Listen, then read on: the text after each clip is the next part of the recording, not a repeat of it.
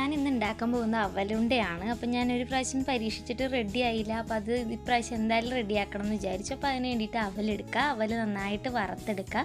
പിന്നെ നമുക്ക് വേണ്ട തേങ്ങയാണ്. ഞാൻ രണ്ടും സെപ്പറേറ്റ് ആയിട്ടാണ് വറുത്തെടുത്തത്.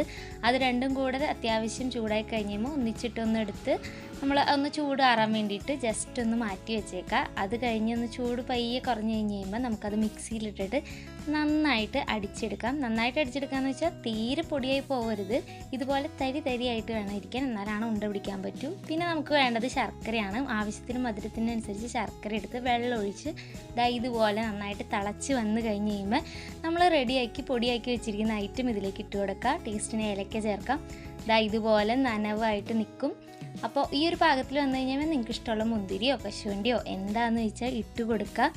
അപ്പോൾ അതും കൂടി ഇട്ട് കൊടുത്തൊന്ന് മിക്സ് ചെയ്ത് കഴിഞ്ഞ് ഒരുവിധം ചൂട് ആറിക്കഴിഞ്ഞ് കഴിയുമ്പോൾ, തീരെ ചൂടാറരുത്, ഇതുപോലെ ഉണ്ടയാക്കി എടുക്കണം. ഉണ്ടയാക്കി എടുത്ത് തുടങ്ങിക്കഴിഞ്ഞാൽ പിന്നെ നമുക്ക് ചൂടാറുന്നതിന് മുമ്പ് പെട്ടെന്നാക്കി എടുത്താൽ നല്ല രസമായിട്ട് കിട്ടും.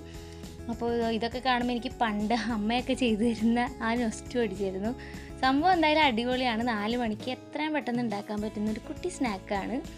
അപ്പോൾ വീട്ടിലെല്ലാവരും ട്രൈ ചെയ്യുക. ഞാനും ട്രൈ ചെയ്തു. സംഭവം ഒരു പ്രാവശ്യം പാളിപ്പോയെങ്കിലും എനിക്ക് ഇതൊന്ന് റെഡിയാക്കണം എന്നുണ്ടായിരുന്നു. അപ്പോൾ ഇത്തവണ ഞാൻ എന്തായാലും സെറ്റാക്കി എനിക്ക് ഉണ്ട പിടിക്കാൻ പറ്റി. അപ്പോൾ താങ്ക് യു ഓൾ. അപ്പോൾ നന്നായിട്ട് കിട്ടാനായിട്ട് എല്ലാവരും ഈ വീഡിയോ നോക്കുക, ജസ്റ്റ് ചെയ്ത് നോക്കുക. സംഭവം അടിപൊളിയാണ്.